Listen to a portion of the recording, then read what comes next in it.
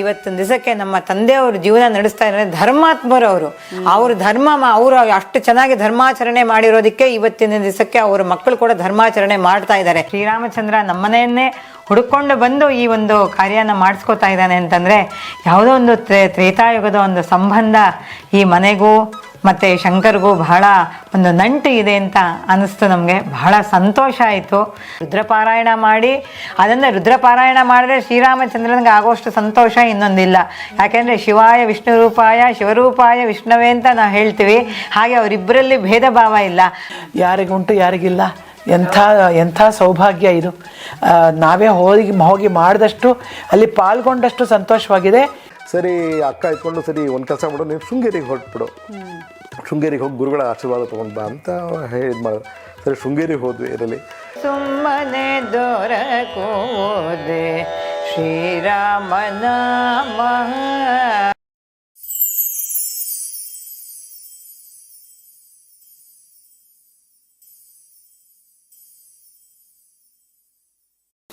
ನಮಸ್ಕಾರ.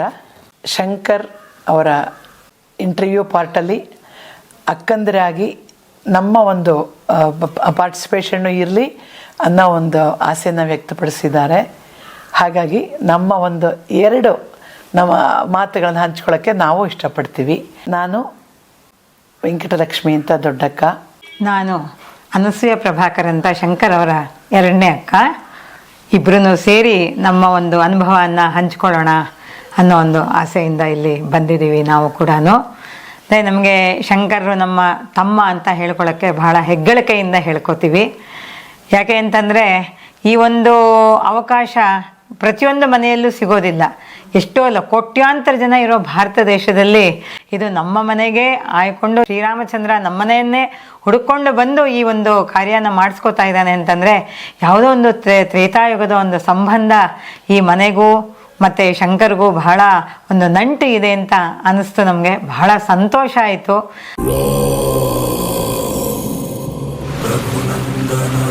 ರಘುನಂದನ ರಘುವರ ಸೇವನ ರಘುಪತಿ ಛಾಯನ.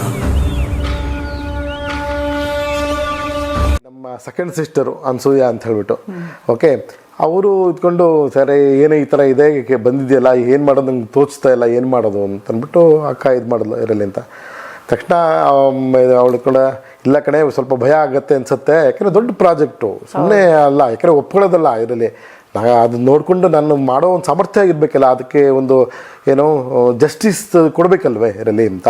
ಸೊ ಬ್ಲೈಂಡಾಗಿ ಏನೋ ಹೊಟ್ಟೋಗಿದೆ ಅಂತ. ಆದರೆ ಇನ್ನೊಂದು ಕಡೆ ಇದೊಂದು ಆಫರ್ ಬಂದಿದೆಯಲ್ಲ, ಒಂದು ಕಡೆ ಅಪ್ಲಿಕೇಶನ್ ಹಾಕಿದ್ದಿಲ್ಲ, ಒಂದು ಕಡೆ ಎಂಥದ್ದು ಇಲ್ಲ, ರೆಫರೆನ್ಸ್ ಇಲ್ಲ, ಎಂಥದ್ದು ಇಲ್ಲ. ಅಂಥದ್ರಲ್ಲಿ ಈ ಥರ ಆಪರ್ಚುನಿಟಿ ಸಿಕ್ಕಿದ್ದಿಲ್ಲ ಅನ್ನೋ ಒಂದು ತುಂಬ ಸಂತೋಷ ಇತ್ತು. ಒಳಗಡೆ ಇತ್ತು, ಆದರೆ ಒಳಗಡೆ ಭಯನೂ ಇತ್ತು ಇರಲಿ ಅಂತ.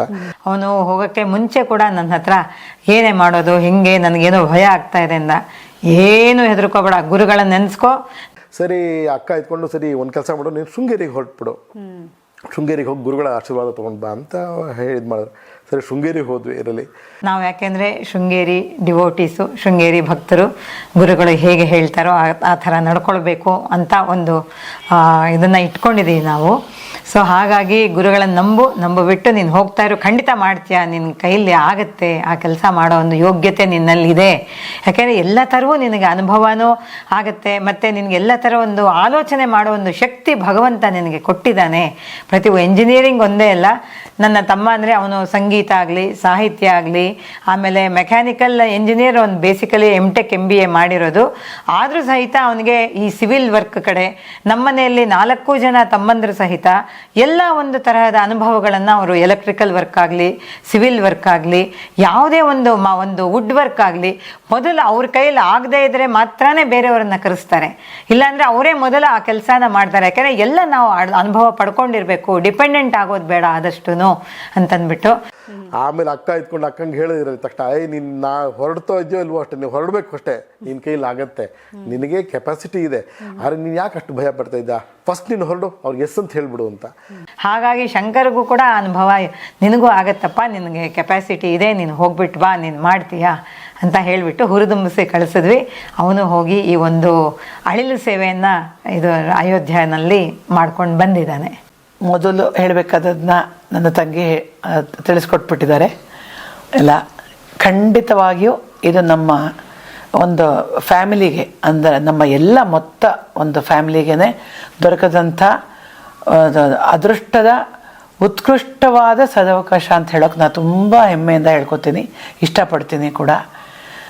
ಯಾಕೆಂದರೆ ಇದು ಅಂತಿಂತ ನಮ್ಮ ದೇಶಕ್ಕೆ ಸಂಬಂಧಪಟ್ಟಂಥ ಒಂದು ವಿಚಾರ. ರಾಮನನ್ನು ಅಲ್ಲಿ ತರುವಂಥ ವಿಚಾರ ಇದ್ದಿದ್ದು ನಮ್ಮ ದೇಶಕ್ಕೆ ಸಂಬಂಧಪಟ್ಟಿದ್ದು, ನಮಗೆಲ್ಲರಿಗೂ ಸಂಬಂಧಪಟ್ಟಿದ್ದು, ನಮಗೆ ಬೇಕಾದದ್ದು, ನಮಗೆ ಸಂತೋಷ ಕೊಡುವಂಥದ್ದು, ನಾವೆಲ್ಲ ಅದನ್ನು ತೋರಿಸ್ಕೊಡುವಂಥ ಒಂದು ನಿಟ್ಟಿನಲ್ಲಿ ಅಂತ ಈ ಶಂಕರನ ಮೂಲಕ ನಮ್ಮನೆಯಿಂದ ಈ ಸೇವೆ ಸಲ್ಲಿಸೋಕೆ ಅವಕಾಶ ಒದಗದಂಥದ್ದು ಖಂಡಿತ 100%ಕ್ಕೆ 100% ಸಂದೇಹವಿಲ್ಲದೆ ರಾಮ ನಮ್ಮ ಫ್ಯಾಮಿಲಿಗೆ ಕೊಟ್ಟಂಥ ತುಂಬ ಹೃತ್ಪೂರ್ವಕವಾದ ಸದವಕಾಶ ಅಂತ ಹೇಳೋಕ್ಕೆ ತುಂಬ ಹೆಮ್ಮೆ ಅನಿಸುತ್ತೆ ನನಗೆ. ಶಂಕರನ ಬಗ್ಗೆ ಹೆಮ್ಮೆ ಇದೆ ಇದರಲ್ಲಿ. ಆ ಒಂದು ನಿಟ್ಟಿನಲ್ಲಿ ಕೆಲಸ ಮಾಡೋಕ್ಕೆ ಹೋದ ಅಲ್ಲಿ ಇಷ್ಟು ಅವಕಾಶ ಸಿಕ್ತು ಅಂತ ಹೇಳ್ಕೊಳಕ್ಕೆ. ಆಫ್ಕೋರ್ಸ್ ಫ್ಯಾಮಿಲಿ ಮೆಂಬರ್ಸ್ ಎಲ್ಲರೂ ನಮ್ಮಿಬ್ಬರ ಮೂಲಕ ನಾನು ತಿಳಿಸೋಕ್ಕೆ ಇಷ್ಟಪಡೋದಂದರೆ ಎಲ್ಲ ಫ್ಯಾಮಿಲಿ ಮೆಂಬರ್ಸು ಅವನಿಗೆ ಎಲ್ಲ ಎನ್ಕರೇಜ್ಮೆಂಟ್ ಕೊಟ್ಟು ಹೋಗ್ಬಪ್ಪ ನಡೀಲಿ ಅಂತ. ನಾವೇ ಹೋದಷ್ಟು ಸಂತೋಷವಾಗಿದೆ ನಮಗೆ. ಅಣ್ಣ ಬಂದು ಕೇಳ್ದೆ ಆ್ಯಕ್ಚುಲಾಗಿ ಈ ಥರ ಮಾಡ್ಬೇಕಂತ ಹೋಗ್ತೀಯ ಅಯೋಧ್ಯೆಗೆ ಅಂತ. ಒಂದು ರೀತಿ ಸಂತೋಷದ ಜೊತೆಗೆ ಗಾಬರಿನೂ ಆಯ್ತು ಆ್ಯಕ್ಚುಲಾಗೆ. ನಾನು ಏನು ಉತ್ತರ ಹೇಳಿಲ್ಲ ಆ್ಯಕ್ಚುಲಾಗೆ. ಯಾಕಂದರೆ ಒಂದು ರೀತಿ ಎಷ್ಟು ದೊಡ್ಡ ಪ್ರಾಜೆಕ್ಟ್ ಅದು, 2000 ಕಿಲೋಮೀಟರ್ ದೂರ ಇದೆ ಆ್ಯಕ್ಚುಲಾಗೆ. ಇದೆಲ್ಲ ನಿಜವೂ ಸಾಧ್ಯನಾ, ನಮ್ಗೆ ಆಗತ್ತಾ, ನಿಭಾಯಿಸೋದು ಬಲ್ಲೇನಾ ಅಂತ ಸ್ವಲ್ಪ ನಾನು ಏನು ಡಿಸಿಷನ್ ಹೇಳಲೇ ಇಲ್ಲ, ಹಾಗೇ ಇದ್ದೆ. ಆಮೇಲೆ ನಂತರ ಅವ್ರು ದತ್ತ ಶಿವರಾಮ್ ಅವರು ಫೋನ್ ಮಾಡಿದ್ರು, ಶಂಕರ್ ಯಾತಕ್ಕೆ ಇದು ಮಾಡ್ತಾಯಿರಾ, ಏನು ಹೇಳಿ ಮಾಡ್ತಿರೋ ಇಲ್ವೋ ನೀವು ಹೇಳಿ ಅಂತ ಇದು ಮಾಡಿದ್ರು. ತಕ್ಷಣ ಅವ್ರು ಬರೋದ್ರಿಂದ ಶ್ರೀನಾಥ ಏನಂತ ಹೇಳ್ಬಿಟ್ಟು ಬಹುಶಃ ಹೇಳ್ಬೇಕಾದ್ರೆ 140 ಕೋಟಿ ಜನದಲ್ಲಿ ವಿಶೇಷವಾಗಿ ಅವರು ರಾಮನ ಅನುಗ್ರಹ ಆದವರು ಅಂತ ಹೇಳ್ಬೇಕು ಆ್ಯಕ್ಚುಲಾಗಿ. ಅವ್ರು ಸಿಕ್ಕಿದ್ರೆ ಹೇಳಲ್ಲ, ಅವ್ರು ಯಾರಿಗುಂಟು ಯಾರಿಗಿಲ್ಲ. ಎಂಥ ಸೌಭಾಗ್ಯ ಇದು. ನಾವೇ ಹೋಗಿ ಮಾಡಿದಷ್ಟು, ಅಲ್ಲಿ ಪಾಲ್ಗೊಂಡಷ್ಟು ಸಂತೋಷವಾಗಿದೆ. ಇನ್ನೂ ಒಂದು ಕಾರಣ ಅಂದರೆ ಅಷ್ಟು ಒಂದು ಅನುಭವಗಳನ್ನ, ಅಷ್ಟು ಒಂದು ತನ್ನ ಒಂದು ಅಲ್ಲಿ ನಡೆಸಿದಂಥ ಕಾರ್ಯಗಳು ಎಲ್ಲವನ್ನ ಅಷ್ಟು ಹಂಚ್ಕೊಂಡ್ಬಿಟ್ಟಿದ್ದಾನೆ ನಮ್ಮಲ್ಲಿ. ನಮ್ಗೆ ಅಷ್ಟು ಪ್ರತಿಯೊಂದು ಸ್ಟೆಪ್ಪಲ್ಲೂ, ಪ್ರತಿಯೊಂದು ಹೆಜ್ಜೆನಲ್ಲೂ ತಾನು ಅನುಭವಿಸಿರ್ತಕ್ಕಂಥದ್ದನ್ನು ಪ್ರತಿಯೊಬ್ಬರ ಜೊತೆಗೂ ಹಂಚ್ಕೊಂಡು ಇವತ್ತು ನಮ್ಮ ತಂದೆಯವರ ಮೂಲಕ ಎಲ್ಲರೂ ಫ್ಯಾಮಿಲಿ ಇದನ್ನು ನಾವು ಅನುಭವಿಸಿದ್ದೀವಿ ಅಂದರೆ ಅದಕ್ಕಿಂತ ಇನ್ನೊಂದು ದೊಡ್ಡ ಹೆಗ್ಗಳಿಕೆ ಏನಿದೆ ಅಲ್ವಾ? ಇನ್ನೊಂದೇನು ಅಂತಂದರೆ, ನಮ್ಮ ಶಂಕರ ಕೂಡ ಆದಷ್ಟು ಹೊರಗಡೆ ಎಲ್ಲೂ ಊಟ ಮಾಡೋದಿಲ್ಲ ಅವನು. ಯಾಕಂದ್ರೆ ಮನೆಯಲ್ಲಿ ಮಾಡಿದ್ದ ಅಡಿಗೆ ಊಟ ಮಾಡೋದು ಜಾಸ್ತಿ ಅವನು. ಅನುಷ್ಠಾನ ಯಾಕಂದ್ರೆ ಬಹಳ ಒಂದು ಅನುಷ್ಠಾನ ಇಟ್ಕೊಂಡು ಪ್ರತಿನಿತ್ಯ ಸಹಸ್ರ ಗಾಯತ್ರಿ ಎಲ್ಲಾನು ಮಾಡ್ತಾನೆ ಅವನು. ಹಾಗಾಗಿ ಅವನು ಅದನ್ನ ನಿಮ್ಗೆ ಮುಂಚೆನೆ ತಿಳಿಸಿದ್ದಾನೆ, ಸರಿಯು ನದಿಯಲ್ಲಿ ಹೋಗಿ ಅನುಷ್ಠಾನ ಎಲ್ಲ ಮಾಡ್ಕೊಂಡು ಬಂದು ಆ ಕಾರ್ಯಕ್ಕೆ ಹೋಗ್ತಾ ಇದ್ದೆ ಅಂತ. ಅಂದ್ರೆ ಇದು ಒಂದು ಕೂಡ ಒಂದು ಯಜ್ಞದ ತರಾನೇ ಆಯ್ತು. ಯಾಕೆಂದ್ರೆ ಎಷ್ಟು ಜನ ಅಲ್ಲಿ ಸಹಸ್ರಾರು ಜನ ಅಲ್ಲಿ ಕೆಲಸ ಮಾಡ್ಬೇಕಾದ್ರೆ, ಈ ಒಂದು ಬರೀ ಹೋಗಿ ಎಂಜಿನಿಯರ್ ಆಗಿ ಕೆಲಸ ಮಾಡಿರೋ ಜನ ಬೇಕಾದಷ್ಟು ಜನ ಇದ್ದಾರೆ. ಆದ್ರೆ ನಿತ್ಯ ಸಂಧ್ಯಾವಂದನೆ, ಬ್ರಾಹ್ಮಣನಾಗಿ ಹುಟ್ಟಿ ಅದನ್ನ ಮಾಡಲೇಬೇಕು, ತ್ರಿಕಾಲ ಸಂಧ್ಯಾವಂದನೆ ಮಾಡಬೇಕು ಅನ್ನೋದೇ ಒಂದು ದೊಡ್ಡ ಹೆಗ್ಗಳಿಕೆ. ಅದರಲ್ಲಿ ತ್ರಿಕಾಲ ಸಂಧ್ಯಾವಂದನೆ ಮಾಡಿ, ಮತ್ತೆ ಸಹಸ್ರ ಗಾಯತ್ರಿ ಮಾಡಿ, ರುದ್ರಪಾರಾಯಣ ಮಾಡಿ, ಅದನ್ನ ರುದ್ರಪಾರಾಯಣ ಮಾಡಿದ್ರೆ ಶ್ರೀರಾಮಚಂದ್ರನಿಗೆ ಆಗೋಷ್ಟು ಸಂತೋಷ ಇನ್ನೊಂದಿಲ್ಲ. ಯಾಕೆಂದ್ರೆ ಶಿವಾಯ ವಿಷ್ಣು ರೂಪಾಯ ಶಿವರೂಪಾಯ ವಿಷ್ಣುವೇ ಅಂತ ನಾವು ಹೇಳ್ತೀವಿ. ಹಾಗೆ ಅವರಿಬ್ಬರಲ್ಲಿ ಭೇದ ಭಾವ ಇಲ್ಲ. ಹಾಗಾಗಿ ಈಶ್ವರನ ಒಂದು ರುದ್ರಪಾರಾಯಣ ಮಾಡಿದಾಗ ರಾಮನಿಗೆ ಬಹಳ ಒಂದು ಸಂತೋಷ ಆಗಿರುತ್ತೆ. ಆ ಒಂದು ರುದ್ರಪಾರಾಯಣನು ಪ್ರತಿನಿತ್ಯ ಮಾಡಿ ಅಲ್ಲಿ ಹೋಗಿ ಒಂದು ಕೆಲಸ ಮಾಡಿದ್ದಾನೆ. ಸೊ ಹಾಗಾಗಿ ಅದು ಒಂದು ನಮಗೆ ಎಷ್ಟು ಒಂಥರ ಹೆಗ್ಗಳಿಕೆ ಅಂತ ಅನ್ನಿಸ್ತು ನಮಗೆ. ಅದಲ್ದಿರ ಮನೆಯಲ್ಲಿ ಅವನೇ ಅಡಿಗೆ ಮಾಡಿಕೊಂಡು ಅದನ್ನು ತಗೊಂಡು ರಾತ್ರಿ 10 ಗಂಟೆಯಲ್ಲಿ ಬಂದಾಗ ಆವಾಗಲೂ ನಮ್ಗೆ ಅಡಿಗೆ ಮಾಡ್ತಾ ಕೂಡ ಒಂದು ಫೋನಲ್ಲಿ ನೋಡಿ, ಇವಾಗ ಈ ಅಡಿಗೆ ಮಾಡ್ಕೋತಾ ಇದ್ದೀನಿ ಕಣೆ, ಇವಾಗ ಇಲ್ಲೇ ಇಂಥ ಕೆಲಸ ಆಯಿತು, ಹೀಗಾಯಿತು ಅಂತ ಎಲ್ಲಾನು ಅನುಭವನ್ನೆಲ್ಲ ಹೇಳಿ ಅವನು ಮಾಡ್ತಿದ್ದ. ಏನಂದರೆ ಅವನಿಗೆ ಇಲ್ಲಿ ಸಹಿತ ಅಲ್ಲಿ ಏನಪ್ಪ ಅವನಿಗೆ ಅಡಿಗೆ ಮಾಡ್ಕೊಳ್ಳೋ ಅಂಥ ಒಂದು ಅವಕಾಶ ಅವನಿಗೆ ಬಂದಿದೆ ಅಂದರೆ, ಇಲ್ಲಿ ಮನೆಯಲ್ಲಿ ಎಲ್ಲ ಥರದ ಒಂದು ಅನುಭವಗಳು, ಮನೆಯಲ್ಲಿ ಒಂದು ಅಡಿಗೆ ಆಗ್ಬೋದು, ನಾನು ಆಗಲೇ ನಿಮಗೆ ತಿಳಿಸಿದೆ, ಒಂದು ವುಡ್ ವರ್ಕ್ ಆಗಲಿ, ಬೇರೆ ಒಂದು ಸಿವಿಲ್ ವರ್ಕ್ ಆಗಲಿ, ಯಾವುದೇ ಆಗಲಿ ಎಲ್ಲ ನಾವು ಕಲ್ತಿರ್ಬೇಕು. ಯಾಕಂದರೆ ನಮ್ಮ ತಂದೆ ಅದಕ್ಕೆ ಯಾವಾಗಲೂ ಪ್ರೋತ್ಸಾಹ ಮಾಡೋರು. ನೀವು ಡಿಪೆಂಡೆಂಟ್ ಆಗಬೇಡಿ, ಯಾವತ್ತೂ ಇನ್ನೊಬ್ಬರನ್ನ ಅನುಸರಿಸಬೇಡಿ, ನಿಮ್ಮಲ್ಲಿಗೆ ಆದಷ್ಟು ನೀವೇ ನಿಮ್ಮ ಕಾಲ ಮೇಲೆ ನಿಂತ್ಕೊಳ್ಳೋ ಒಂದು ಯೋಗ್ಯತೆಯನ್ನು ಸಂಪಾದಿಸ್ಕೊಳ್ಳಿ ಅಂತ ಯಾವಾಗಲೂ ಹೇಳೋರು ಅವರು.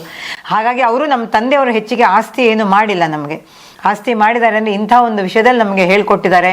ಆ ಒಂದು ಧೈರ್ಯ ಸ್ಥೈರ್ಯ ಎಲ್ಲಾನು ನಮಗೆ ಇವತ್ತು ಹೋಗಿ ಅಲ್ಲಿ ಆ ಕೆಲಸ ಮಾಡಿ ಬಂದಿದ್ದಾನೆ ಅಂದರೆ ಆ ಒಂದು ಧೈರ್ಯ ಎಲ್ಲ ಅದಕ್ಕೆ ಕಾರಣ ನಮ್ಮ ತಂದೆ ತಾಯಿ ಅಂದರೆ ನಿಜವಾಗ್ಲೂ ಅವರಿಬ್ಬರು ಮಾಡಿರೋ ಒಂದು ಪುಣ್ಯದಿಂದಾನೇ ನಮಗೆ. ಯಾಕೆಂದರೆ ನಾವು 6 ಜನ ಮಕ್ಕಳು ಕೂಡ, ನಾವು ನಮ್ಮ ತಂದೆ ತಾಯಿಗೆ 6 ಜನ ಮಕ್ಕಳು, ನಮ್ಮ ಅಕ್ಕ, ನಾನಾದ್ಮೇಲೆ 4 ಜನ ತಮ್ಮಂದರು, ಎಲ್ಲರೂ ಇದೇ ಒಂದು ಹಾದಿಯಲ್ಲೇ ಇದ್ದೀವಿ. ಅವರು 4 ಜನ ತಮ್ಮಂದ್ರ ಸಹಿತನೂ ತ್ರಿಕಾಲ ಸಂಧ್ಯಾ ವಂದನೆ ಇದು ಎಲ್ಲ ಇಟ್ಕೊಂಡು, ಅಂದರೆ ನಮ್ಮ ಧರ್ಮನ, ಹಿಂದೂ ಧರ್ಮನ ಬಿಡಬಾರ್ದು, ನಮ್ಮ ಧರ್ಮನ ಪರಿಪಾಲನೆ ಮಾಡಬೇಕು, ಹೀಗೇ ನಡೆಸಬೇಕು ಜೀವನ ಅಂತ ಎಲ್ಲರೂ ನಡೆಸ್ತಾ ಇರೋದು. ನಮಗೆ ಇನ್ನೂ ಒಂದು ಸಂತೋಷದ ವಿಚಾರನೇ, ನನ್ನ 3ನೇ ತಮ್ಮ ಶ್ರೀರಾಮ ಅಂತ ಅವನು ಹೇಳಿದ್ನು, ಅವನು ಒಂದು ಟೆಸ್ಟಿಂಗ್ ಲ್ಯಾಬೊರೇಟ್ರಿ ಇಟ್ಕೊಂಡಿದ್ದಾನೆ, ಕೆಮಿಕಲ್ ಆ್ಯಂಡ್ ಮೆಟಲರ್ಜಿಕಲ್ ಲ್ಯಾಬೊರೇಟ್ರೀಸ್ ಅಂತ, CML ಅಂತ.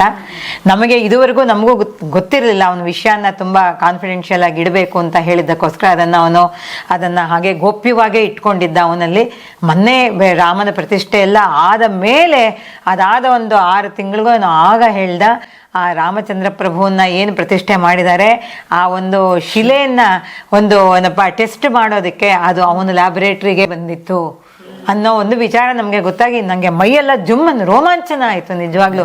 ಅಯ್ಯೋ ಏನಪ್ಪ ರಾಮ, ನಿಜವಾಗ್ಲೂ ಈ ಥರ ಒಂದು ಅವಕಾಶ ನೀನು ನಮ್ಮನೆ ಕೊಟ್ಬಿಟ್ಯಪ್ಪ ತಂದೆ.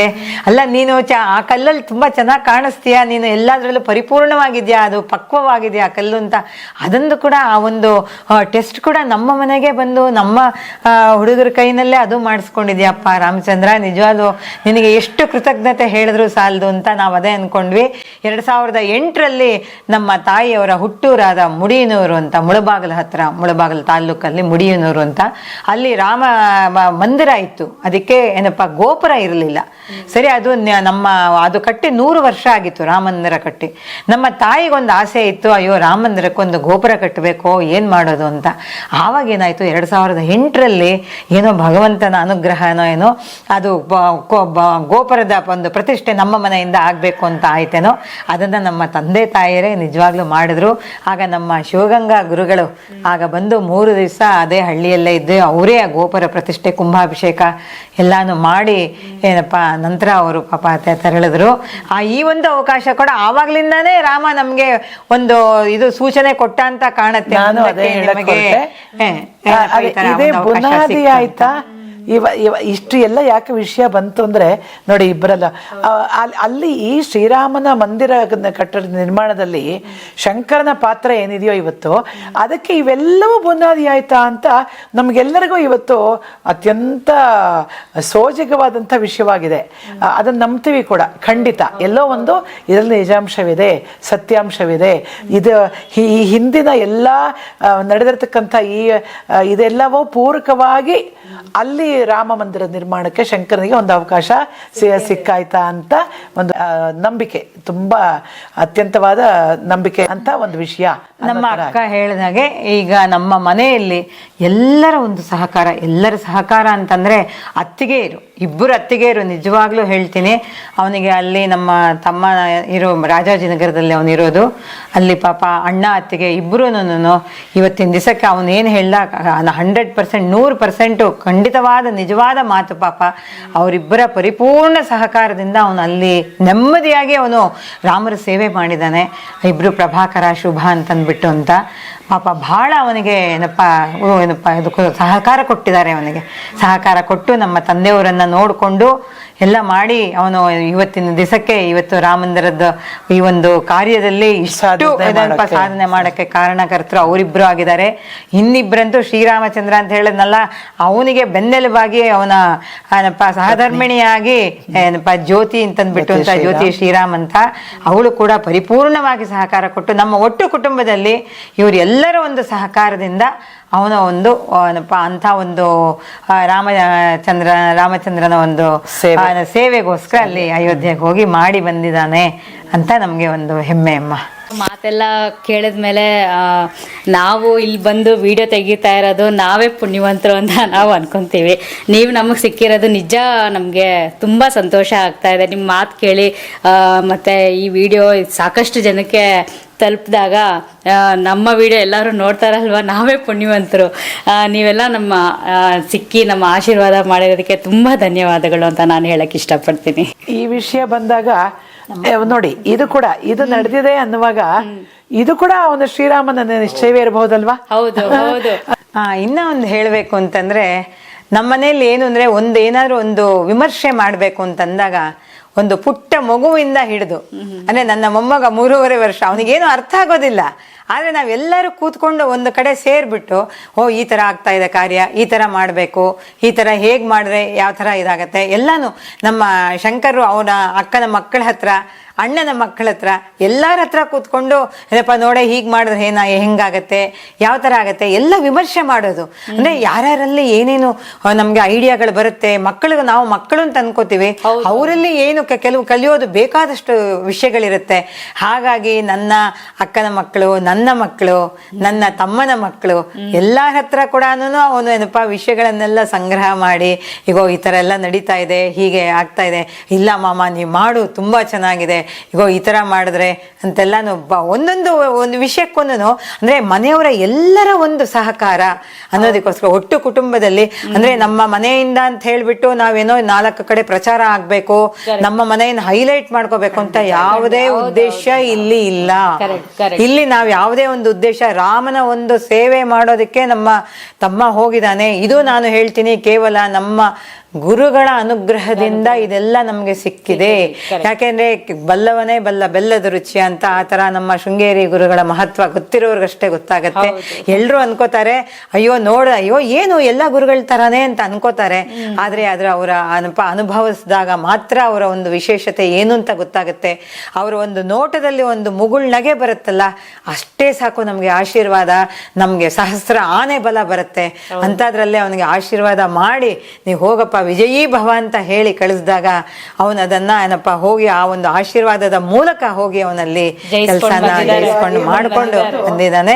ಅದನ್ನ ನಾವು ಇದನ್ನ ತೋರ್ಪಡಿಕೆಗಾಗ್ಲಿ, ಯಾರಿಗೆ ಹೇಳ್ಕೋಬೇಕಾಗ್ಲಿ, ಮನೆಯವರೇ ಎಲ್ಲ ಮಾತಾಡ್ತಾ ಇದ್ದಾರೆ ಅನ್ನೋದಕ್ಕಾಗ್ಲಿ ಅನುಭವ ಎಲ್ಲರಿಗೂ ಇದು ಇನ್ಸ್ಪೈರ್ ಆಗುತ್ತೆ. ಆಕ್ಚುಲಿ ನೀವು ಹೇಳ್ಕೊಡ್ತಾ ಇರೋದು ಇನ್ಸ್ಪೈರ್ ಆಗುತ್ತೆ ಎಲ್ಲರಿಗೂ. ಯಾಕಂದ್ರೆ ಒಂದು ಈ ತರ ಒಂದು ವಿಚಾರನೇ ತಿಳಿಸ್ಬೇಕು ನಾವು ಜನಕ್ಕೆ. ಇನ್ನ ಏನೇನೋ ಇದೆ ಯೂಟ್ಯೂಬಲ್ಲಿ, ಬಟ್ ಈ ಒಂದು ವಿಚಾರ ತಿಳಿಸಿದಾಗ ಒಳ್ಳೆ ವಿಚಾರ ಅವ್ರಿಗೂ ಹೋಗಿ ಅವರು ಒಂದು ಪುಣ್ಯವಂತರಾಗ್ಬೋದು ಈ ವಿಚಾರವನ್ನೆಲ್ಲ ಕೇಳಿ. ಹಾಗೆ ನೀವು ರಾಮ ಮಂದಿರದ ಒಂದು ಶಿಲೆ ನಿಮ್ಮ ಲ್ಯಾಬ್ಗೆ ಬಂದು ಟೆಸ್ಟ್ ಆಗಿದೆ ಅಂತ ಕೂಡ ಹೇಳಿದ್ರಿ, ಅದನ್ನು ತುಂಬಾ ಸಂತೋಷ ಆಗ್ತದೆ. ನಮ್ಮ ಕರ್ನಾಟಕದಿಂದಾನೇ ಎಲ್ಲಾನು ಆಯ್ತು. ಇಲ್ಲಾಂದ್ರೆ ಶ್ರೀರಾಮನ ಕಟ್ಬೇಕು ಅಂತಿದ್ರು, ರಾಮ ಮಂದಿರವಾಯ್ತು, ನಿರ್ಮಾಣ ಆಯ್ತು, ನಾವೆಲ್ಲ ನೋಡಿದ್ವಿ, ಹೆಮ್ಮೆ ಪಟ್ವಿ, ಇಷ್ಟೇ ಆಗೋಗ್ಬಿಡುತ್ತೆ. ಹೌದು, ನೀವು ಹೇಳಿದ ಹಾಗೆ ಇದ್ರ ಮೂಲಕ ಏನೇನಲ್ಲಿ ನಡೀತು ಅನ್ನೋದು ಅದೇನು 1% ಮೂಲಕ ಎಷ್ಟು ಅನುಭವಗಳು ಇದ್ದಿರ್ಬಹುದಲ್ವಾ ಹಂಚ್ಕೊಳಕ್ಕೆ. ಅಂದ್ರೆ ಎಲೆ ಮರೆ ಕಾಯಿಯಾಗಿ ನಾವು ಕೆಲಸ ಮಾಡಬೇಕು ಅನ್ನೋ ಒಂದು ಉದ್ದೇಶದಿಂದ ನಾವು ಯಾರಿಗೆ ಒಂದು ಇದನ್ನ ನಾವು ಎಲ್ಲೋ ಹೈಲೈಟ್ ಮಾಡೋದಾಗ್ಲಿ ಯಾವುದೇ ಒಂದು ಇದಿಲ್ಲ. ರಾಮರ ಸೇವೆ ನಮ್ಮ ತಂದೆಯವರು ಒಂದೇ ಹೇಳಿದ್ದು, ನೋಡಪ್ಪ ನೀನು ಹೋಗ್ತಾ ಇದೀಯ ಆಂಜನೇಯನ್ ತರ ರಾಮರಿಗೆ ಸೇವೆ ಮಾಡ್ಬಿಟ್ಟು ಬಂದುಬಿಡು ಅಷ್ಟೇ, ಇನ್ನೇನು ಮಾಡಬೇಡ, ಯಾವುದೇ ಪ್ರತಿಫಲಾಪೇಕ್ಷೆ ಇಟ್ಕೊಳ್ಬೇಡ. ನಮ್ಮ ತಂದೆಯವರು ಹೇಳ್ಕೊಟ್ಟಿರೋದು ಸತ್ಯನಿಷ್ಠತೆ. ಯಾರು ಏನ್ ಬೇಕಾದ್ರೂ ಮಾತಾಡ್ಲಿ, ಎಷ್ಟೋ ಜನಕ್ಕೆ ಏನಂದ್ರೆ ಏನು ಗೊತ್ತಿರಲ್ಲ ಅಲ್ವಾ, ಏನು ಇವ್ರ ಮಹಾ ಏನೋ ಹೇಳ್ಕೊತಾ ಇದಾರೆ, ಇವ್ರೇನು ಅಷ್ಟು ಸತ್ಯನಿಷ್ಠ ಅಂತ ಅನ್ಕೋಬಹುದು. ಆದ್ರೆ ನಿಜವಾಗ್ಲೂ ಹೇಳ್ತೀನಿ, ಇವತ್ತಿನ ದಿವಸಕ್ಕೆ ನಮ್ಮ ತಂದೆಯವರು ಜೀವನ ನಡೆಸ್ತಾ ಇದ್ದಾರೆ ಧರ್ಮಾತ್ಮರು. ಅವ್ರ ಧರ್ಮ ಅವರು ಅಷ್ಟು ಚೆನ್ನಾಗಿ ಧರ್ಮಾಚರಣೆ ಮಾಡಿರೋದಕ್ಕೆ ಇವತ್ತಿನ ದಿವಸಕ್ಕೆ ಅವ್ರ ಮಕ್ಕಳು ಕೂಡ ಧರ್ಮಾಚರಣೆ ಮಾಡ್ತಾ ಇದ್ದಾರೆ. ಆ ಧರ್ಮಾಚರಣೆ ಮಾಡೋದು ತುಂಬಾ ಕಷ್ಟ ಇದೆ ಅದು. ಯಾಕೆಂದ್ರೆ ಸುಳ್ಳು ಹೇಳೋದಿಕ್ಕೆ ಗುರು ಯಾರು ಬೇಕಾಗಿಲ್ಲ. ಆದ್ರೆ ಇದನ್ನ ಸತ್ಯ ಏನಪ್ಪ ಧರ್ಮ ಆಚರಣೆ ಮಾಡ್ಬೇಕು ಅಂದಾಗ ಬಹಳ ಕಷ್ಟ ಇದೆ. ಅದನ್ನ ಇವತ್ತಿಗೂ ಪರಿಪಾಲಿಸ್ಕೊಂಡೇ ಬರ್ತಾ ಇದೀವಿ. ಆದಷ್ಟು ನಾವು ಸನ್ಮಾರ್ಗದಲ್ಲೇ ಹೋಗ್ಬೇಕು ಅನ್ನೋ ಒಂದು ದೃಷ್ಟಿಯಿಂದ ಮಾಡ್ತಾ ಇರೋದು. ಇದಕ್ಕೆ ಪೂರಕವಾಗಿ ಇಷ್ಟೊತ್ತು ಅವಳು ಏನು ಹೇಳಿದ್ರು ಅಂತ ನೋಡಿ, ಇನ್ನೂ ಹಿಂದಕ್ಕೆ ಹೊರಟುಬಿಟ್ಟಾಗ ನಮ್ಮ ತಂದೆಯವ್ರ ಬಗ್ಗೆ ಹೇಳ್ತಾ ಇದ್ಲು. ಹಾಗಾಗಿ ಹೇಳಿದೆ, ಅವರು ನಾವಿಬ್ಬರು ಆದಮೇಲೆ ಗಂಡು ಮಕ್ಕಳು ಸಹಜವಾಗಿರುತ್ತೆ, ಆಗಿನ ಕಾಲದಲ್ಲಿ ಒಂದೊಂದು ಫಲಾಪೇಕ್ಷೆ ಇರುತ್ತೆ. ರಾಮಾಯಣವನ್ನು ಓದಿ ಸತತವಾಗಿ ಪಾರಾಯಣವನ್ನು ಮಾಡಿ ಮಾಡಿ ಮಾಡಿ 4 ಜನ ಗಂಡು ಮಕ್ಕಳು ಜನಿಸಿದ್ರು ಅವ್ರಿಗೆ. ಆಯಿತು, ಅದು ಆ ಫಲವನ್ನು ಒಂದೊಂದು ನೋಡಿ ಹೇಗೆ ಇದರ ಜೊತೆಗೆ ಹೊಂದಿಸ್ಕೊಳ್ಬೋದು ಅನ್ನೋ ವಿಷಯಕ್ಕೋಸ್ಕರ ನಾನು ಈ ವಿಷಯನ ತಮ್ಮ ಮುಂದಿಟ್ಟೆ. ನನಗೆ ಮತ್ತೆ ನಮ್ಮ ಶಂಕರ್ಗೆ ಇಬ್ಬರಿಗೂ ಒಂದು 4 ವರ್ಷದ ಹಿಂದೆ ಒಂದು ಸ್ವರಾಜ್ ಟಿವಿ ಅಂತ ಕಾಣುತ್ತೆ, ಅಲ್ಲಿ ಕರೆಕ್ಟು ಆ ಒಂದು ಟಿವಿನಲ್ಲಿ ನನಗೆ ಇದ್ದಕ್ಕಿದ್ದಂಗೆ ಬೆಳಗ್ಗೆ ಒಂದು ಕಾಲ್ ಬಂತು, ಫೋನ್ ಬಂತು. ಫೋನ್ ಬಂದರೆ ಮೇಡಮ್ ಅನ್ಸೂಯ ಮೇಡಮ್ ಅವರ ಮಾತಾಡೋದು ಅಂತ. ಹೌದಪ್ಪ, ಯಾರು ಮಾತಾಡೋದು ಅಂತ. ಇಲ್ಲ, ನಿಮ್ಮ ಬಗ್ಗೆ ನಮಗೆ ಗೊತ್ತಾಯಿತು, ನೀವು ಬಂದು ಇವತ್ತು ರಾಮನವಮಿ ಅಲ್ವಾ, ಸೊ ರಾಮರ ಬಗ್ಗೆ ನೀವು ಮಾತಾಡಬೇಕು ಬಂದು ಅಂತಂದ್ಬಿಟ್ಟು ಅಂತ ಹೇಳಿದ್ರು ನನಗೆ. ಆಮೇಲೆ ನೀವು ಇನ್ಯಾರಾದರೂ ಇದ್ದಾರ ಅಂತ. ಇಲ್ಲಪ್ಪ, ನಮ್ಮ ತಮ್ಮ ಇದ್ದಾನೆ, ಅವನು ಮಾತಾಡ್ತಾನೆ ಅಂತ ಹೇಳಿದೆ. ಅಂದರೆ 4 ವರ್ಷ, ಅಂದರೆ ಇವಾಗ ಇದೆಲ್ಲ ನಾವು ಮೆಲುಕು ಹಾಕ್ಕೊಂಡಾಗ, ಇದೆಲ್ಲನ ಹಿಂದೆ ಹೋದಾಗ, ಅಯ್ಯೋ ಇದೆಲ್ಲ ಪೂರಕವಾಗೇ ರಾಮ ಇದನ್ನು ನಮಗೆ ಕೊಟ್ಟಿದ್ದಾನಾ ಅನ್ನೋ ಒಂದು ವಿಚಾರ ಬರುತ್ತೆ. ಆಗ ನಮ್ಮ ಶಂಕರ್ಗೆ ನಾ ಫೋನ್ ಮಾಡಿದೆ, ಅವನಿಂದ ಸಂಧ್ಯಾವಂದನೆ ಮಾಡ್ತಾ ಇದ್ದ. ನೋಡೋ ಇವಾಗ ಫೋನ್ ಬಂತು, 1 ಗಂಟೆಗೆ ಹೋಗ್ಬೇಕಂತೆ, ಕಾರ್ ಕಳಿಸ್ತಾರಂತೆ ಅವರು, ಏನಪ್ಪ ರಾಮರ ಬಗ್ಗೆ ಮಾತಾಡ್ಬೇಕಂತೆ ಅಂತ. ಏನು ನಾವು ಪ್ರಿಪರೇಷನ್ನೇ ಮಾಡ್ಕೊಂಡಿಲ್ವಲ್ಲೇ ನಾವು ಅಂತ. ಆಯ್ತಪ್ಪ, ನಮ್ಗೆ ಏನು ಗೊತ್ತಿದೆಯೋ ಅದನ್ನ ನಾವು ಹೇಳೋಣ ಅಂತಂದ್ಬಿಟ್ಟು ಅಂತ 1 ಗಂಟೆ ಪ್ಯಾನೆಲ್ ಡಿಸ್ಕಷನ್ಗೆ ನಮ್ಮನ್ನ ಕರೆದಿದ್ರು. ಈಗ ಅದೊಂದೊಂದು ನಮ್ಗೆ ನೋಡಿದಾಗ ಹೆಜ್ಜೆ ನಿಮ್ನ ಸ್ಟೆಪ್ ಬೈ ಸ್ಟೆಪ್ ಬೈ, ಹೌದು ಹೌದು, ಅಲ್ಲಿಗೆ ಹೌದು ಹೌದು. ಯಾಕಂದ್ರೆ ನಮ್ಗೆ ಎಲ್ಲ ನೋಡಿ, ಪ್ರತಿಯೊಂದು ರಾಮರ ಒಂದು ಇದ್ರಲ್ಲೇ ಸಿಕ್ಕಿದೆ ನಮ್ಗೆ ಎಲ್ಲ. ಪ್ರತಿಯೊಂದು ವಿಷಯದಲ್ಲೂ ರಾಮ ಹೇಗೆ ಸಹಾಯ ಮಾಡಿದ ಅಂದ್ರೆ ಒಂದೊಂದೇ ಹಿಂಟ್ ಕೊಟ್ಟು ಇಲ್ಲಿಗೆ ನಾ ಕರ್ಸ್ಕೋತೀನಿ ಅಂತ. ನಾನು ಅವಾಗ ನಂಗೆ 4 ಜನ ತಮ್ಮಂದ್ರು, ಯಾರಿಗೆ ಬೇಕಾದ್ರೂ ಹೇಳ್ಬೋದಾಗಿತ್ತು. ನಮ್ಮ ಶಂಕರ್ಗೆ ಫೋನ್ ಮಾಡಿಬಿಟ್ಟೆ, ಶಂಕರ್ ಹಿಂಗೆ ಹೇಳಿದಾರೆ ಕಣೋ, ಬಾರೋ ಹಿಂಗೆ ಹೋಗ್ಬೇಕು, ಪ್ಯಾನೆಲ್ ಡಿಸ್ಕಷನ್ ಕರೆದಿದ್ದಾರಪ್ಪ, ರಾಮರ ಬಗ್ಗೆ ಮಾತಾಡ್ಬೇಕಂತೆ ಅಂತಂದ್ಬಿಟ್ಟು ಅಂತ. ಎಲ್ಲ ಒಂದು ಅರ್ಧ ಗಂಟೆನಲ್ಲಿ ಹೋಗ್ತಾ ಅಲ್ಲಿ ಹೋಗಿ ಏನು ಮಾತಾಡ್ಕೋಬೇಕು, ಏನು ಹಾಡಬಹುದು ಅನ್ನೋ ಒಂದು ಇದಿಟ್ಕೊಂಡು ನಾವು ಅಲ್ಲಿ ಹೋಗಿ 1 ಅವರ್ 1 ಗಂಟೆ ಕಾಲ ಕಾರ್ಯಕ್ರಮ ಕೂಡ ಕೊಟ್ಟು ಬಂದ್ವಿ. ಇವಾಗ ಒಂದೊಂದೇ ಅನ್ಕೊಂಡಾಗ, ಓಹೋ ಭಗವಂತ ಅವಾಗ್ಲಿಂದ ನಮ್ಗೆ ಕೊಟ್ಟಿದ್ದಾನೆ. ನಾವು ಮೂಢರಲ್ವಾ, ನಮ್ಗೆ ಎಲ್ಲಿ ಗೊತ್ತಾಗಿದೆ, ಸಾಮಾನ್ಯ ಮನುಷ್ಯರು, ಅವನ ಒಂದು ಆಯೋಜನೆ ಏನು ಅನ್ನೋದು ನಮಗೆ ಗೊತ್ತಿರಲ್ಲ ಅಲ್ವಾ. ಸೊ ಹೀಗಾಗಿ ಅದನ್ನ ನಾವು ಹೆಮ್ಮೆಯಿಂದ ಹೇಳ್ಕೊತೀವಿ. ನಮ್ಮ ಮನೆಯಿಂದ ರಾಮರಿಗೆ ಒಂದು ಅಳಿಲು ಸೇವೆ, ಎಲ್ಲರ ಪರವಾಗಿ ಅವನು ನಮ್ಮ ಶಂಕರ ಹೋಗಿ ಅಲ್ಲಿ ಮಾಡಿದಾನೆ ಅಂತ ಹೆಗ್ಗಳಿಕೆಯಿಂದ ಹೇಳ್ಕೊತೀವಿ. ತುಂಬಾ ಧನ್ಯವಾದಗಳು ಅಮ್ಮ, ತುಂಬಾ ಧನ್ಯವಾದಗಳು. ನಿಮ್ಮ ಒಂದು ಹಿತ ಮಾತುಗಳು ಎಲ್ಲರಿಗೂ ಒಂದು ಸ್ಫೂರ್ತಿದಾಯಕ ಆಗುತ್ತೆ. ಖಂಡಿತ. ನಮಸ್ಕಾರ. ಸುಮ್ಮನೆ ದೊರಕುವುದೇ ಶ್ರೀರಾಮನ, ಸುಮ್ಮನೆ ದೊರಕುವುದೇ ಶ್ರೀರಾಮನಾಮ, ಜನ್ಮ ಜನ್ಮಾಂತರದ ದುಷ್ಕರ್ಮ ತೊಡೆದವರಿಗಲ್ಲದೆ ಸುಮ್ಮನೆ ದೊರಕುವುದೇ ಶ್ರೀರಾಮನಾಮ, ಶ್ರೀರಾಮನಾಮ, ಶ್ರೀರಾಮನಾಮ.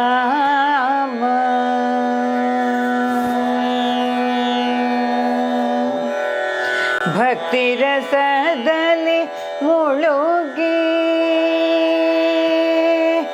ಭಕ್ತಿ ರಸದಲ್ಲಿ ಮುಳುಗಿ, ಮತ್ತೆ ಪುಳಕಿತನಾಗಿ, ಭಕ್ತಿ ರಸದಲ್ಲಿ ಮುಳುಗಿ, ಮತ್ತೆ ಪುಳಕಿತನಾಗಿ, ವಸ್ತು ದಿವ್ಯ ಚರಣವ ಕಣ್ಣೊತ್ತಿ ಕೊಂಬವರಿಗಲ್ಲದೆ, ವಸ್ತು ದಿವ್ಯ ಚರಣವ ಕಣ್ಣೊತ್ತಿ ಕೊಂಬವರಿಗಲ್ಲದೆ ಸುಮ್ಮನೆ ದೊರಕುವುದೇ ಶ್ರೀರಾಮನಾಮ, ಜನ್ಮ ಜನ್ಮಾಂತರದ ದುಷ್ಕರ್ಮ ತೊಡೆದವರಿಗಲ್ಲದೆ ಸುಮ್ಮನೆ ದೊರಕುವುದೇ ಶ್ರೀರಾಮನಾಮ, ಶ್ರೀರಾಮನಾಮ, ಶ್ರೀರಾಮನಾಮ.